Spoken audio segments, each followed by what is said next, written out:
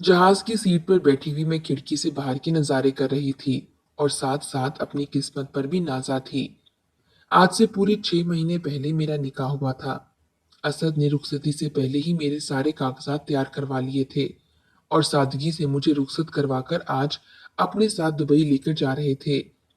मेरे सारे रिश्तेदारों के मुंह मेरी शादी पर खुले के खुले रह गए थे। किसी ने सोचा भी नहीं था कि मैं शादी होकर परदेश चली जाऊंगी और मेरा शौहर असद जवान और खूबसूरत लड़का होगा। जब माँ ने मेरा और असद का रिश्ता किया तो सभी लोगों का यही कहना था कि ससुराल वाले कभी भी बहू को परदेश नहीं भेजेंगे। लेकिन मेरे मामले में ये बात गलत साबित हुई थी। रिश्ते कराने वाली खाला शहजादी ने सच में बहुत ही बेहतरीन रिश्ता मेरे लिए ढूंढा था और करवाया था। असद ने मुझे बताया था कि इसका दुबई में एक अपार्टमेंट है और हमें सिर्फ वहीं जाना है। एयरपोर्ट से 2 से ढाई घंटे की फ्लाइट के बाद आखिरकार हम दुबई इंटरनेशनल एयरपोर्ट पर पहुंच गए। मैंने कभी ख्वाब में भी नहीं सोचा था कि मैं शादी करके दुबई आऊंगी। सब कुछ एक खूबसूरत ख्वाब की तरह था, लेकिन मुझे ये खबर नहीं थी कि आंखें खुलते ही ख्वाब की तरह ये ख्वाब भी खत्म हो जाएगा। मेरे लिए असद के साथ ये सफर मेरी जिंदगी का खूबसूरत तरीन सफर था, जो हर गुजरते दिन के साथ बदतरीन बनने वाला था। और फिलहाल मुझे इस बात का कोई अंदाजा नहीं था। अपार्टमेंट में दाखिल होते मेरे दिल में बहुत सारे जज्बात जन्म लेने लगे। इतने बड़े अपार्टमेंट में हम दोनों के सिवा कोई नहीं था। मिलन का वक्त करीब आने वाला था और मेरा दिल बुरी तरह से धड़क रहा था। अब तक मैं असद के साथ तन्हाई में कोई वक्त नहीं गुजार पाई थी। असर के बाद मेरी रुखसती हुई थी और रात 11 बजे की मेरी फ्लाइट थी और उस वक्त तक हम असद के अम्मा अब्बा के साथ ही बैठे रहे थे, क्योंकि अब हमें पूरे 2 साल के बाद ही वापस आना था।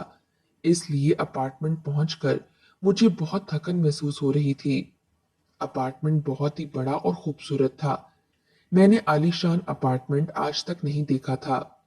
मुझे ऐसा महसूस हो रहा था जैसे मैं एक गरीब घराने से उठकर सीधा महल में चली आई हूँ। हम जैसी गरीब लड़कियां तो ऐसा ख्वाब देखने से पहले कई बार सोचती हैं। असद ने मेरी आंखों की चमक महसूस कर ली थी और मुस्कुराकर कहने लगा, अगर तुम मेरा जिंदगी भर साथ निभाओगी ना, तो हमेशा यूं ही ऐशो इशरत में रहोगी और हमें कभी किसी चीज की परेशानी नहीं होगी। असद की बात सुनकर मैंने इन्हें यकीन दिलाया कि मैं जिंदगी भर हर कदम पर इनका साथ दूंगी और इनकी हर बात मानूंगी। मैं असद से बहुत मोहब्बत करती थी। जब मैं इनके करीब आई तो वो कहने लगे, पहले तुम तैयार हो जाओ और बेडरूम में जाकर बैठ जाओ। मैं शादी का तोहफा लेकर तुम्हारे कमरे में आता हूँ। हर लड़की की तरह शादी की रात को लेकर तुम्हारे भी ऐसे ही ख्वाब होंगे। मैं नहीं चाहता कि तुम्हारी जिंदगी में किसी भी चीज की कोई कमी रह जाए। मैं चाहता हूँ कि जब तुम्हारा घूंघट उठे तो तुम सरप्राइज हो जाओ। असद की बात पर मैं मुस्कुराती हुई कमरे में चली गई और अपना सारा सामान खोलकर शादी का जोड़ा निकाला जो मैंने शाम को पहना था।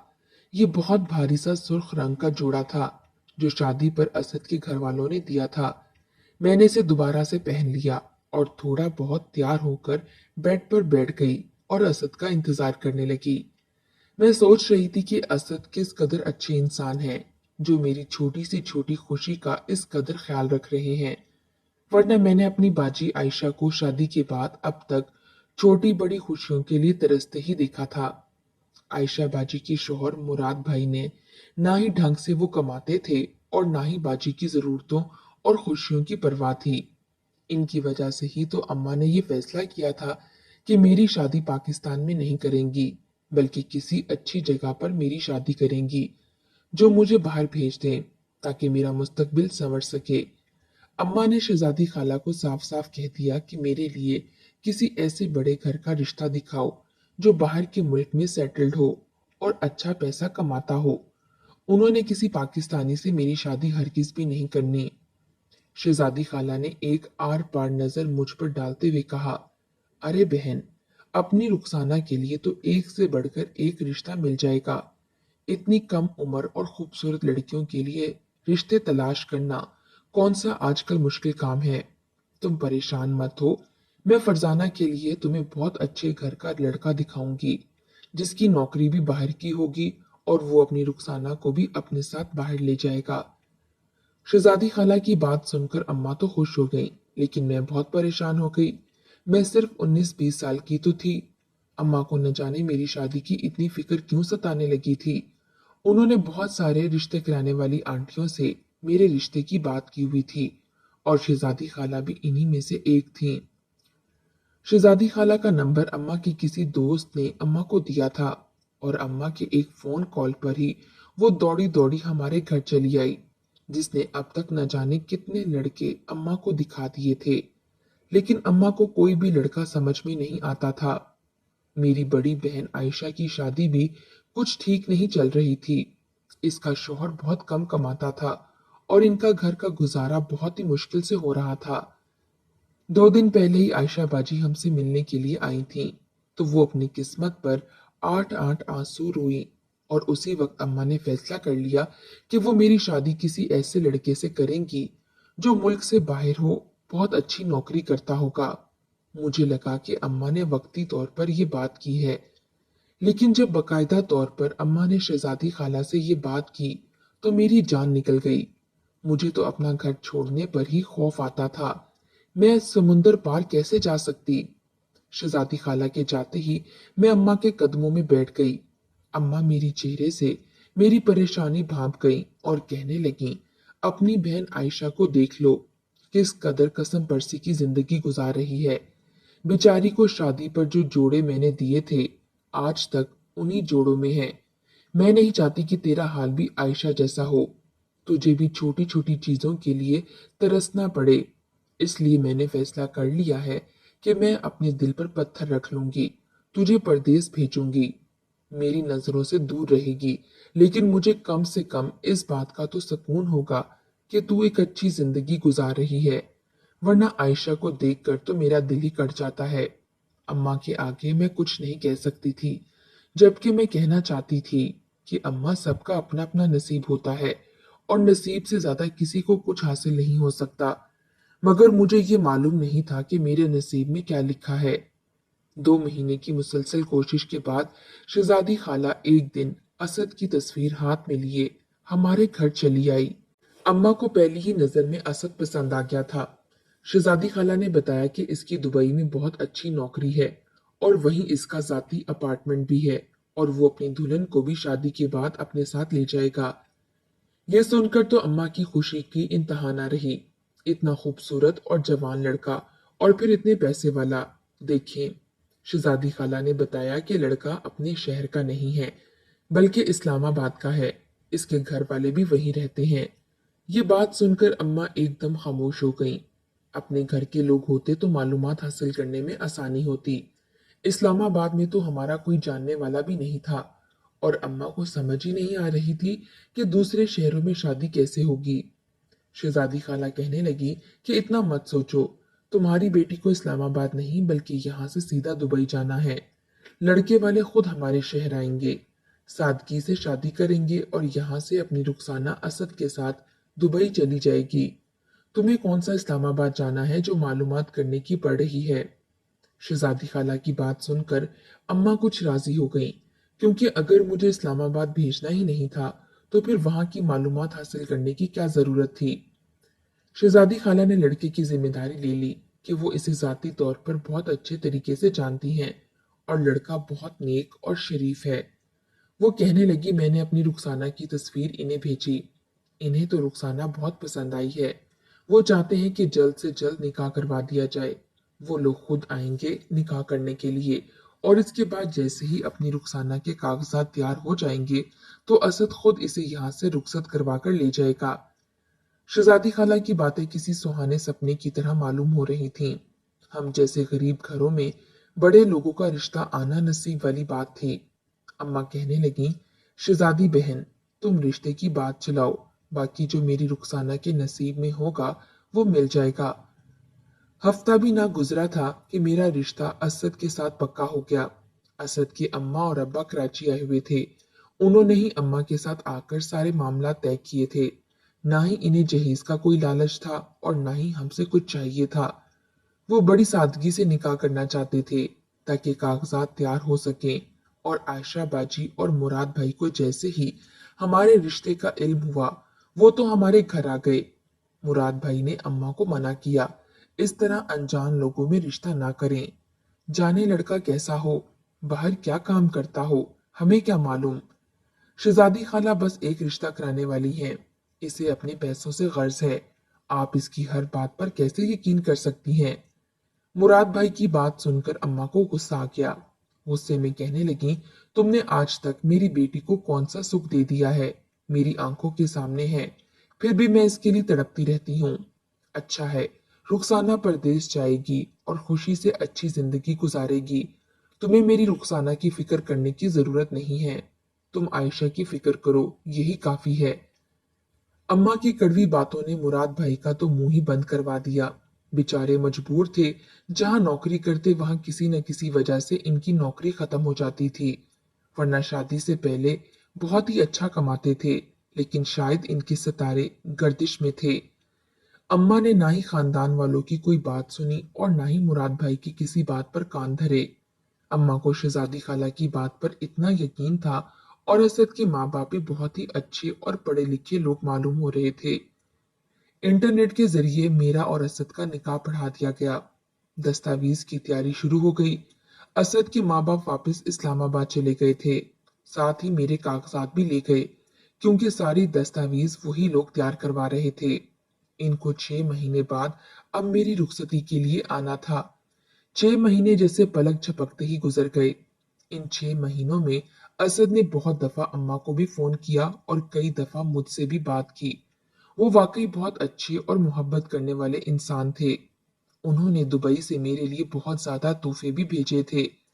अम्मा अपने फैसले पर बहुत खुश थीं कि उन्होंने मेरे लिए हीरा चुन लिया है। कागजात तैयार होते रहे। असद सीधे कराची आए और इनके माँ बाप इस्लामाबाद से कराची आ गए। असद अपने माँ बाप के इकलौते बेटे थे। इनके माँ बाप ने मेरी खूबसूरती से मुतासिर होकर मुझे अपनी बहू बना लिया। शादी पर इन लोगों ने मुझे बहुत ही कीमती जोड़े और मेरी अम्मा को भी एक सोने का हार दिया। साथ ही आयशा बाजी को भी सोने की बालियां बनाकर दी। मेरे खानदान वालों को तो यकीन ही नहीं आ रहा था कि मेरी किस्मत ऐसे खुलेगी। खैर, असद के घर वाले अपनी बात के पक्के निकले, और जिस दिन मेरी रुखसती हुई उसी रात 11 बजे मैं जहाज में बैठकर दुबई के लिए रवाना हो गई।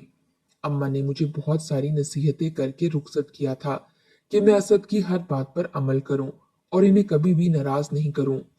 मैं घूंघट डाले बिस्तर पर बैठी हुई थी और सोच रही थी कि जब किस्मत में असद जैसा साथी लिखा हो तो वाकई जिंदगी बहुत खूबसूरत हो जाती है।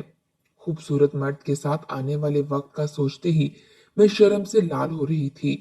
कमरे का दरवाजा खुलने की आवाज आई तो मैंने नजरें झुका ली। न जाने मुझे कौन सा सरप्राइज मिलने वाला था जो इस वक्त इतनी देर लगा दी थी। कदमों की आहट आहिस्ता आहिस्ता बिस्तर के करीब आ रही थी, और फिर जैसे ही घूंघट उठा तो मेरी तो चीखें ही निकल गईं। मेरा घूंघट उठाने वाला असद नहीं, बल्कि कोई 40-50 साल का अरबी मर्द था, जो अपनी गलत नजरों से मुझे और मेरे वजूद को देख रहा था। मैंने हक्का बक्का होते पूछा, तुम कौन हो और मेरा शौहर कहाँ है। तो वो हंसकर कहने लगा, अब 2 घंटे के लिए मैं ही तुम्हारा शौहर हूँ। तुम इतनी खूबसूरत हो। इसकी बात सुनकर मेरे होश उड़ गए। वो ये सब क्या कह रहा था। असद कहाँ है, ये आदमी कौन था, मुझे किसने इस आदमी के हाथों बेचा था। मुझे कुछ मालूम नहीं था। मैंने खुद को इससे छुड़वाने की बड़ी कोशिश की, लेकिन वो बहुत बड़ा और ताकतवर था, जिसके आगे मेरी एक ना चल सकी। और आने वाले 2 घंटे मेरी जिंदगी के बदतरीन घंटे साबित हुए। गुर्बत के जिन लम्हात का सोचकर मैं थोड़ी देर पहले शर्म से लाल हो रही थी, वही लम्हात मेरी जिंदगी के लिए क्यामत बनकर साबित हो रहे थे। मेरा हाल ऐसा था कि मैं शर्म से जमीन में गड़ जाती। 2 घंटे मेरे साथ रहने वाला वो अरबी मुझे छोड़कर चला गया। मुझ में इतनी सकत भी नहीं थी कि मैं अपने बिस्तर से उठ जाती। दुबई की ये पहली रात मेरे लिए कब्र की पहली रात जैसी थी, क्योंकि अजियत के लम्हात अभी खत्म नहीं हुए थे। 10 मिनट भी ना गुजरे थे कि दूसरा अरबी कमरे में चला आया। चीख चीख कर मेरे हलक में कांटे पड़ चुके थे, और अब मुझ में मजीद मजम्मत की भी हिम्मत नहीं थी। दूसरे अरबी ने भी अच्छा नहीं किया, और फिर इसके जाने के बाद तीसरा अरबी कमरे में चला आया। मेरे वजूद से जान निकल गई थी। मैं एक बेजान लाश की तरह पड़ी हुई थी। इसके बाद मुझे कुछ याद नहीं कि वो तीसरा अरबी कब किस वक्त चला गया, क्योंकि मैं अपने होश खो चुकी थी। जब सुबह मुझे होश आया तो बिस्तर पर मेरे साथ असद लेटा हुआ था। वो जाग रहा था और सिगरेट के कश लगा रहा था। इसे देखते ही रात का एक एक मंजर मेरे जहन पर दौड़ने लगा। मैंने इसे बाजू से पकड़ा और रोते हुए पूछा कि रात जो कुछ हुआ वो सब क्या था। मेरी इज्जत के साथ इतना बड़ा खिलवाड़ क्यों किया गया। मेरी बात सुनकर वो ऐसे जैसे नशे में हो प्यार से कहने लगा, मेरी जान, ऐसा भी क्या हो गया है जो तुम इतना हंगामा मचा रही हो। मैंने तुम्हें कहा था ना, अगर तुमने मेरा साथ दिया तो ऐसे ही ऐशो इशरत में मेरे साथ रहोगी। तो बस अब तुम्हें मेरा साथ देना होगा।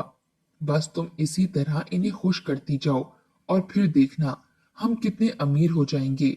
मैं तुम्हारे सारे ख्वाब पूरे कर दूंगा। थोड़ी देर आराम कर लो, इसके बाद तुम्हें फिर काम करना है। मैं हैरानगी से इसको देख रही थी। वो ये सब क्या कह रहा है। ये ऐशो इशरत इन गलत कामों के नतीजे से थी, और इसके बाद अब मुझे कौन सा काम करना था। इसने मेरे चेहरे पर पढ़ लिया था। वो प्यार से मेरे बालों को उंगलियों में लपेटता हुआ कहने लगा कि तुम्हें शाम होते ही एक डांस बार में जाना है और वहां शॉर्ट ड्रेस पहनकर इन अरबियों का दिल खुश करना है। जितना ज्यादा तुम अपना काम दिल लगाकर करोगी, उतने हमें ज्यादा पैसे मिलेंगे। मैं चाहता हूँ कि तुम पूरी खुशी और दिल से ये काम करो, ताकि हर अरबी हमको ज्यादा से ज्यादा दिरहम दे सके। असद की इस बात ने मेरे तन मन में आग लगा दी। मैंने इसे एक थप्पड़ रसीद कर दिया। नहीं सोच सकती थी कि तुम इतने घटिया निकलोगे, अपनी बीवी के दाम लगाओगे, ऐसे शॉर्ट ड्रेस में गैर मर्दों के सामने पेश करोगे। तुमने एक ही रात में 3 मर्दों से मेरा सौदा कर लिया। एक दफा भी नहीं सोचा कि मैं तुम्हारी बीवी हूँ, तुम्हारे निकाह में हूँ। मेरे थप्पड़ के बदले इसने मेरे मुंह पर थूक दिया और कहने लगा, चाहता तो मैं भी तेरे मुंह पर थप्पड़ लगा सकता था, लेकिन मैं तुम्हारी खूबसूरती कम करके अपना नुकसान नहीं करना चाहता। जब तक तुम्हारा ये खूबसूरत चेहरा है, मैं लाखों कमा सकता हूँ। और तुम मेरे सामने ज्यादा मासूम बनने की कोशिश मत करो, ऐसे जैसे तुम्हें मालूम ही ना हो कि तुम जैसी लड़कियों को पाकिस्तान से यहाँ क्यों लाया जाता है। क्या तुम्हारी माँ इतनी बेखबर थी कि इसने बिना सोचे समझे तुम्हें यहाँ भेज दिया। अब ये मत कहना कि तुम्हें यहाँ आने से पहले इल्म नहीं था। यहाँ तुम्हारे साथ ऐसा काम किया जाएगा। तुम्हारी माँ को, बहन को सोने में तोल दिया और शादी के नाम पर तुम लोगों को इतना कुछ दे दिया जो तुम्हारी औकात से कई ज्यादा बाहर था। किसी को इतना कुछ ऐसे नहीं दिया जाता। तुम जैसी लड़कियों को दुबई आने की बड़ी खुशी होती है ना, और वो अपनी मर्जी से जानबूझकर अपना सब कुछ दांव पर लगाने के लिए राजी होती हैं। तुम भी अपनी मर्जी से यहाँ आई हो, मैं तुम्हें जबरदस्ती नहीं लाया। तुम्हें और तुम्हारी माँ को दुबई की चमक धमक की ख्वाहिश थी ना, तुम जैसी लड़कियों की ये चमक धमक ऐसे ही मिलती है। असद ने लफ्जों से मेरी रूह पर खंजर घोंप दिया था। वो मेरा शौहर था और मैं इस पर भरोसा करके यहाँ आई थी, लेकिन वो तो सीधे लफ्जों में मुझे एक फहाशा औरत कह रहा था। ये सच था कि मेरी माँ ने दुबई के लालच में असद से मेरी शादी करवाई थी, लेकिन इन्हें क्या मालूम था कि ये दुनिया किस कदर गंदी हो चुकी है। मैं असद के कदमों में गिर गई और रोते हुए इससे फरियाद की कि मुझे पाकिस्तान भेज दे। लेकिन मेरी बात सुनकर वो बहुत जोर जोर से हंसने लगा कि इसने मुझ पर भारी इन्वेस्टमेंट की है। अब वो बगैर मुनाफा कमाए मुझे कैसे छोड़ सकता था। इसने जबरदस्ती मेरा हाथ पकड़ा और मुझे करीब ही एक बार में ले गया, जहां मुझे शॉर्ट स्कर्ट जबरदस्ती पहनाकर खड़ा कर दिया गया। मेरा रोना धोना मजम्मत सब बेकार थी, क्योंकि वहां सारी लड़कियां मेरे जैसी ही थीं, जिनको जबरदस्ती इस मकाम पर पहुंचाया गया था। मैं जिस कदर मजम्मत करती, अरबियों को उस कदर मजा आता और उतना ही मेरे साथ गलत करते। मैं समझ गई कि मेरा चीखना चिल्लाना इन मर्दों को मजीद मेरी तरफ रागिब कर रहा है, इसलिए मैं पूरी तरह खामोश हो गई। और फिर जो कुछ मेरे साथ होता रहा, मैं बयान भी नहीं कर सकती। 15-20 दिनों तक मैं ऐसे ही रही। असद मुझे डांस फेयर में ले जाता, वहां मुझे नशे की इंजेक्शन लगाकर मदहोश कर देता, और फिर जिस अरबी को मैं पसंद आती, वो मेरी मुंह मांगी कीमत अदा करके 6 घंटों के लिए मुझे अपने पास ले जाता। 15-20 दिन में मुझे ये बात अच्छी तरह समझ आ गई कि मेरी ये बर्बादी उस वक्त तक जारी रहेगी जब तक मेरी खूबसूरती रहेगी। जिस दिन मेरी खूबसूरती ना हुई, मैं असद के लिए आमदनी नहीं बन सकती। और 20 दिन बाद मैंने एक ऐसा कदम उठाया जिसके बारे में कोई लड़की कभी आम हालात में भी नहीं सोच सकती। मैंने किचन में जाकर अपना आधा चेहरा ही झुलसा डाला। मेरी चीखें आसमान पर थीं, लेकिन ये दर्द उस दर्द से बहुत कम था जो मैं इतने दिनों से झेल रही थी। असद कहीं बाहर गया हुआ था। वो वापस लौटा तो मेरा चेहरा देखकर इसकी हालत खराब हुई। असद मुझे अस्पताल ले गया, लेकिन मेरा चेहरा इस कदर बुरी तरह से झुलस गया कि डॉक्टर ने बताया कि काफी ज्यादा सर्जरी होने के बावजूद भी पहले की तरह खूबसूरत नहीं हो सकता। असद ने घर आकर मुझ पर बहुत तशद्दुद किया, लेकिन इससे ज्यादा अब कुछ नहीं कर सकता था, क्योंकि अब कोई मेरी कीमत अदा नहीं करने वाला था। गुस्से के आलम में इसने मेरा सामान बांधा और मुझे पाकिस्तान भिजवा दिया, क्योंकि अब मैं इसके किसी काम की नहीं रही थी। मैं वापस जहाज में बैठी अपनी बर्बादी पर आंसू बहा रही थी। मेरा चेहरा देखने लायक नहीं था। महीने भर पहले की बात थी जब ये सफर मेरी जिंदगी का खूबसूरत तरीन सफर था, लेकिन अब ये बदसूरत बन गया था। एयरपोर्ट पर उतरकर मैंने वहीं से मुराद भाई को फोन मिलाया था, क्योंकि मुझे इन्हीं का नंबर याद था। मेरी एक कॉल पर मुराद भाई एयरपोर्ट पर आ गए थे। मुझे देखकर इनकी भी चीखें निकल गईं। इसके साथ मैं वापस अपने घर पहुंच गई। मेरी माँ को तो सत्ता हो गया था। इनके लिए इस बात पर यकीन करना बहुत ही मुश्किल था कि असद इतना बड़ा धोखेबाज निकल सकता है। मुराद भाई ने शहजादी खाला का पता करवाया, क्योंकि इन्हीं के तवासुत से ये रिश्ता हुआ था। लेकिन शहजादी खाला तो किराए का घर छोड़कर न जाने कहाँ कब किधर चली गईं। असद के इस्लामाबाद वाले घर का जो पता हमारे पास था, वो भी घर किराए का ही था, और वहां कभी असद के माँ बाप रहे ही नहीं थे। कौन जानता था कि असद के असली माँ बाप कौन थे, हैं भी कि नहीं थे। इस बात को आज पूरा 1 साल होने वाला है। मैं अपना जला हुआ चेहरा और लुटी हुई जिंदगी के साथ अपनी माँ की दहलीज पर बैठी हूँ। मेरी माँ तो उस दिन के बाद ऐसी खामोश हुई जैसे इसके मुंह में जबान ही ना हो। मुश्किल के इस वक्त में मुराद भाई हमारे लिए बहुत बड़ा सहारा बन गए, और इनकी दोबारा नौकरी लग गई। हमारे पास असद के खिलाफ ना कोई सबूत थे और ना कोई ऐसा गवाह कि हम असद के खिलाफ कोई कार्रवाई कर सकते। इसलिए मैंने अपना ये मामला अल्लाह की अदालत में छोड़ दिया। मेरी सब माँओं बहनों और बच्चों के वालिदैन से गुजारिश है कि अपनी बेटियों का रिश्ता बहुत सोच समझकर देखभाल कर करें। परदेश की चमक धमक में अंधे होकर अपनी बेटियों को आंखें बंद करके परदेश ना रवाना करें, कि कहीं इनका अंजाम खुदा ना खास्ता मेरे जैसा ना हो।